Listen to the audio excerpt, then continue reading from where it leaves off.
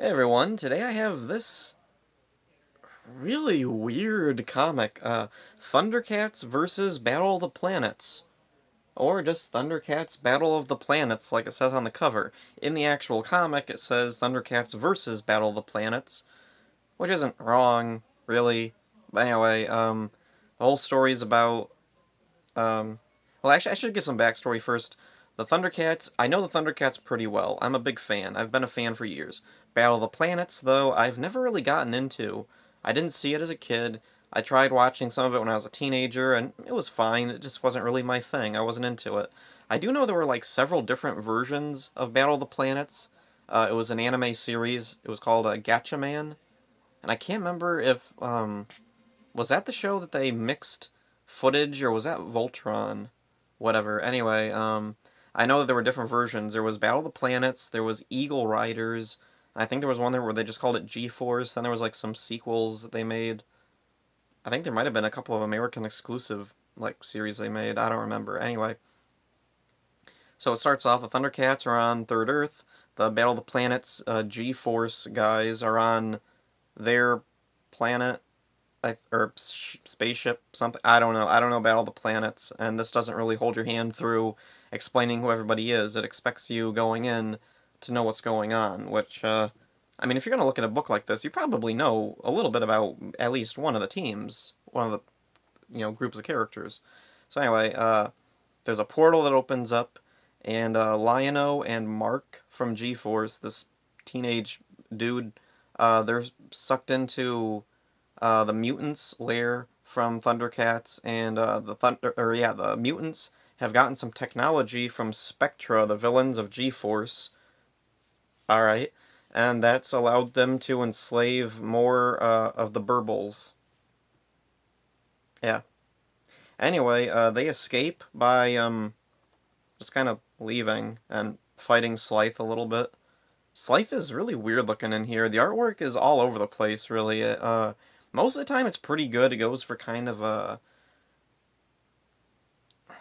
I'm trying to think of the word. Like, it kind of reminds me a little bit of Iron Man Armored Adventures, the way some of the characters are designed, and the way, like, the color is, like, and the way the shadows are. It really reminds me a lot of, like, Iron Man Armored Adventures, kind of like an anime style, but like a Western anime style, if that makes any sense. Does that make sense? Who knows?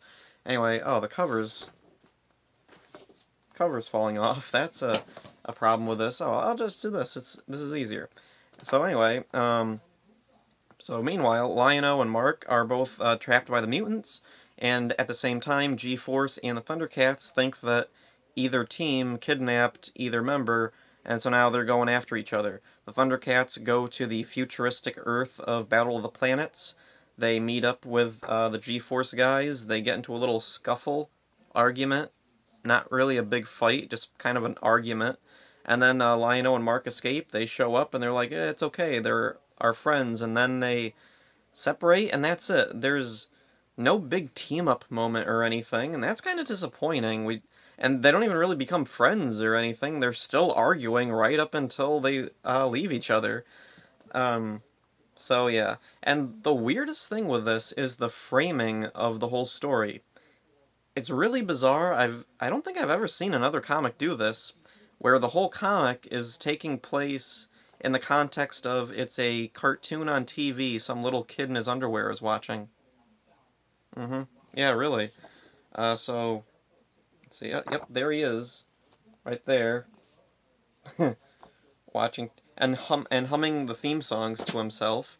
And then the ending has the kid is walking home from school the next day with some friend of his, and they're talking about, man, did you see the cartoons on Saturday? Thundercats and Battle of the Planets. It was really weird. It didn't really make any sense, but I really liked it. It was really cool. And yeah, that's pretty much my thoughts. It doesn't really make a whole lot of sense. It's not even really that good. It kind of feels like Flintstones meet the Jetsons, where a lot of the movie, not really many of the characters are together, and in the end, there's not really a big, like, what you'd want from a crossover. There's no, like, a lot of communication between the characters. There is a little bit of that in here, But like as a Thundercats fan, more than a Battle of the Planets fan, it's just kind of like it's an okay comic, but it's not really something that's too special. If I really liked Battle of the Planets also, maybe I'd be more into it, but I don't know Battle of the Planets that well. Now, the Power Rangers Ninja Turtles comic from a while ago, I really liked that. There was a lot of stuff in there, though, that I felt that they could have done that they just didn't. And I don't know if it's because they were trying to tie in to the Power Rangers comic continuity, and maybe there was like a Ninja Turtle comic continuity they were trying to keep straight, so they couldn't go too far and do anything too crazy or too like earth-shattering for those series. Like they couldn't make it so Karai had been the friend of Tommy's or whatever. Similar to like how this thing, they couldn't have the Thundercats and the G-Force characters in the same world. They had to be in separate worlds, and then when they do meet, they couldn't like kill off a character or do anything too radical that would like mess up with either series. So this would like fit fine if this had been like an actual episode of either series. I think it would have turned out okay. But the problem is nothing really big happens in it, and that's kind of the issue. Was like it's a one shot, so this is your one chance, and it just kind of goes right by. They there's a thing, they meet up a little bit, and they're like, "Hi, bye," the end.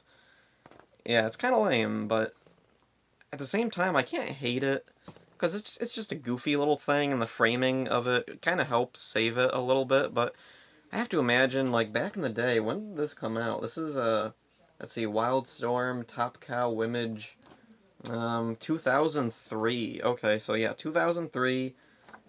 Uh, like imagine you're a Thundercats Battle of the Planets fan back in 2003. You're really looking forward to this. You get it, and it's just fluff, basically.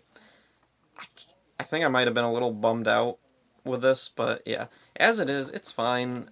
Uh, that's the whole review. It's fine. Like it's just fluff.